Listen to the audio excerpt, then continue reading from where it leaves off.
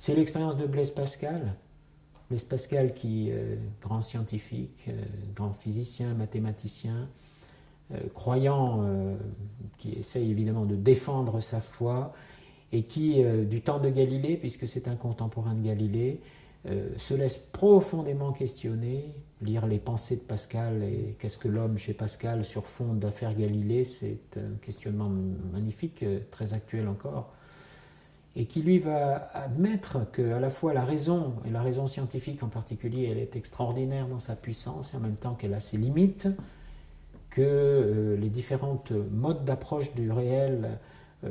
sont aussi puissantes et ont leurs limites, et que c'est lorsque je reconnais par travail intérieur mes propres limites que je peux accueillir celui qui se donne dans l'amour et dans la charité, le Christ pour lui. Ça sera le mémorial de Pascal en 1654.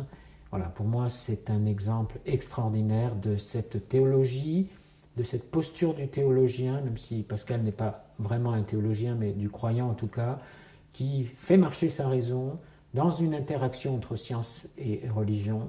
et qui en même temps reconnaît les limites de son approche de Dieu, et c'est en s'ouvrant par la reconnaissance de ses limites à une espèce d'abîme qu'il reçoit la présence au fond de son cœur, une présence qui déborde largement sa raison et dont il peut en même temps rendre compte par sa raison. Ça, c'est toute l'expérience de s'abandonner à Dieu pour devenir soi,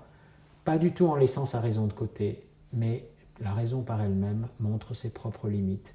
Je trouve cette démarche extrêmement humble et audacieuse, et finalement profondément joyeuse. Et ça veut dire que qu'on soit scientifique, théologien, pourvu qu'on soit chercheur en vérité, tout le monde peut vivre cette expérience. Et d'ailleurs parfois,